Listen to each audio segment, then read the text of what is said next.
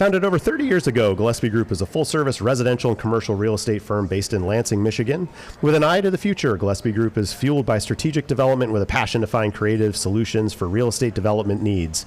Known for the ability to visualize new energetic spaces that breathe life into spaces and community, Gillespie continues to use its resources to initiate the transformation within the communities it works in. Learn more at gillespie-group.com. Welcome to the Conversations from Mackinac series of Michigan Reimagined podcast with Chris Buck, live from the Grand Hotel at the 2026 Policy Conference. Special session is sponsored generously by Triterra and the Gillespie Group, and I am here now with Drew Coleman, a senior director with MichAuto. Welcome to the show. Thanks, Chris. Thanks for having me. Thanks for being on the island. Absolutely. Thrilled to be here, having a blast. The weather's been phenomenal. In preparation for this, I checked out the MichAuto's website, and it says you're Michigan's only automotive mobility and technology association. So That's right. What in a nutshell is your organization's mission? Yeah, we really focus on promoting, retaining, and growing our signature industry here in our state. When we were founded about 13 years ago, there just wasn't someone like us carrying that banner, carrying the voice to Lansing and beyond. So we really focus on getting all of our different assets from the OEMs and Tier 1s to all of our educational and economic development and all the different inputs and outputs together in one room. Craft their story together so that we can inform and influence our legislators and policymakers on what we really need to do to keep moving this state forward. Right. I mean, this is our signature industry, and there needs to be an aligned effort. Now, as an association, that makes me think of membership driven, right? So all the people that are playing in this ecosystem join your association, and then you advocate for their best interests, right? That's correct. And I think it's both a blessing and a curse at times because not everybody has the same perspective on every policy. Right. But what that allows us to do is say, hey, OEM or Tier 1 or startup or educational asset, what do you think about this specific issue? Right. And then we can come together and say, there's something about this in here that everyone agrees on, and let's push on that effort. And I think it helps us have a better outcome at the end of the day, because if you have a table surrounded by 5 of the same viewpoint, you're not going to really understand what the holistic outcome needs to be for the whole community. Right.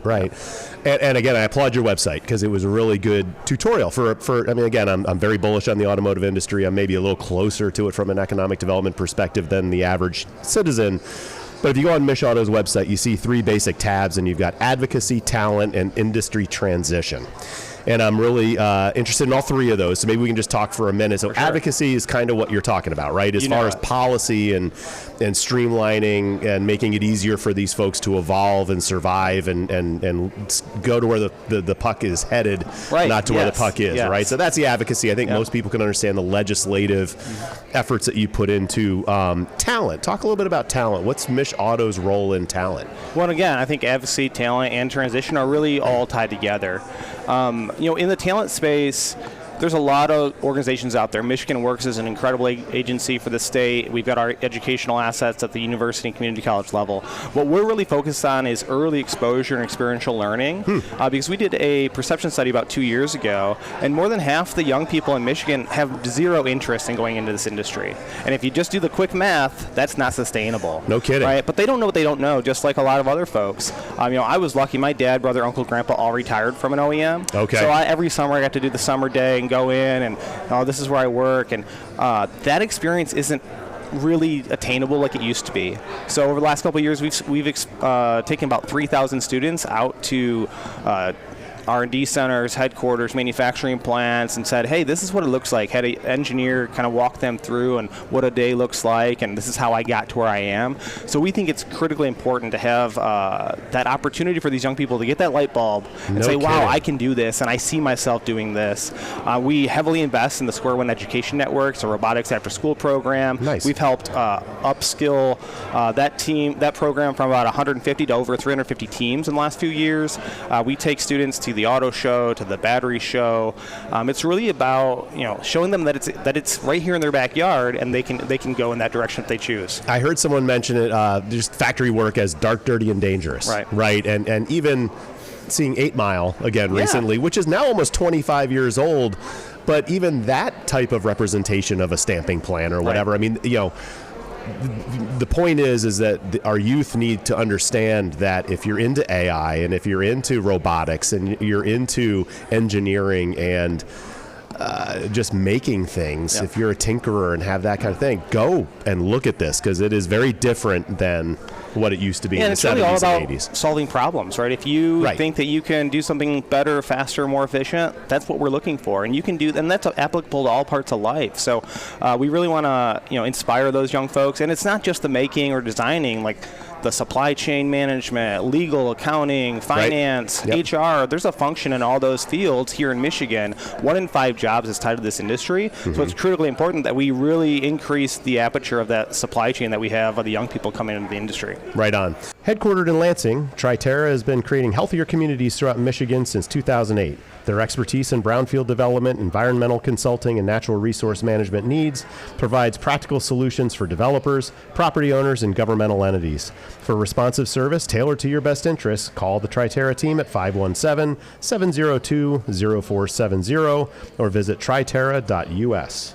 So what's hot? I mean, you're here at the Policy Conference 2026. Are you advocating for anything specific or banging the drum on any new initiatives or paying attention to forums that are happening? Yeah, I think banging the drum is really what our mantra for the next 12 months, and we're starting that drumbeat, here on the island.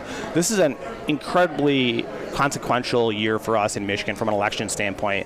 Obviously, we're going to have a new U.S. Senator, which is super exciting for Michigan, but a governor, all the statewide electeds, the state House and Senate. There's going to be a huge transition there with a lot of key decision makers, and we need to inform them about just the impact and relevance of this industry, that it's not just the legacy, it's the future, it's the automation, the innovation, the AI, the robotics, all those different pieces playing together. So we are here meeting with the industry, with the stakeholders, with the electeds to really get all sides of that equation so that when we put the model together, we can work with, regardless of who the governor becomes. We know someone that's not going to be governor. We found that out last week. Yep. But, we're not building a plan for a governor. We're building a plan for the governor. And we want to work hand in hand with he or her to really just say, hey, like, this matters. It matters to prosperity, not only for the folks inside the boardroom at these companies, but it's community building, it's infrastructure building, it's education building. So we are really, really excited about our MichAuto automobility policy roadmap that we launched really around December when we published a report on the state of the industry, but we'll be carrying that all the way through the election and then beyond through the transition. And I mean, the theme of this year's conference really is our house is on fire, and the theme behind that is we can't change the absolute trajectory and strategy every 2 years or 4 years at best or at worst, but it's so I think your goal is to try to create some sort of a longer-term vision that can transcend Dems and Republicans and it's governors. Not a blue plan, it's exactly. not a red plan. And yes, the house is on fire, but it's kind of a yes and now it's the quest for common ground. There's so much, any policy you can think about, there's likely something that everyone can agree on, and that's where we really need to focus to push Michigan forward, because we keep kind of talking to the cameras, no pun intended, just for the talking points and like how I can divide and how I can win. Winning those battles does not impact, my family and your family and the people that we all interact with on a daily basis. They want outcomes and results, real programs that are really solving problems for Michiganders, and that's, I think, what we need to do.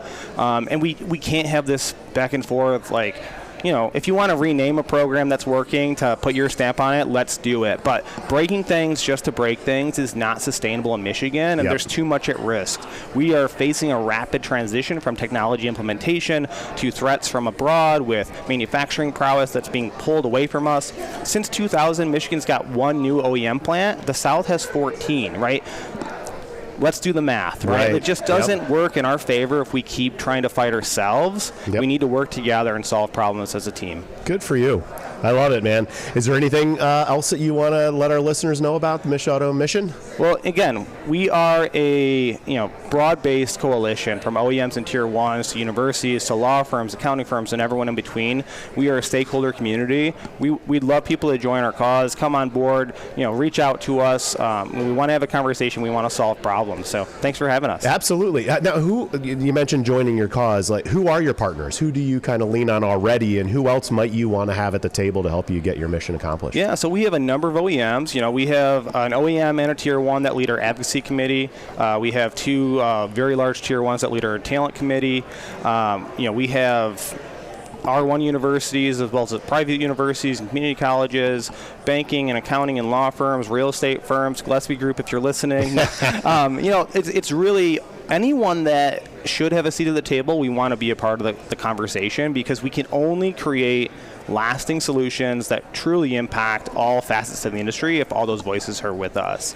I think that's really what differentiates us from other associations. We're not a tier 1 association. We're not an OEM association. We're an industry association. Those stakeholders are from all facets of our state. Wonderful. How can people learn more or follow your mission? Go to michauto.org. We are, my contact information is right there. Shoot me a text. Text is better than anything else now these days. But we're always trying to learn from the voices that are out there, and then inform and educate the folks that are going to make those decisions for us in Lansing. Awesome.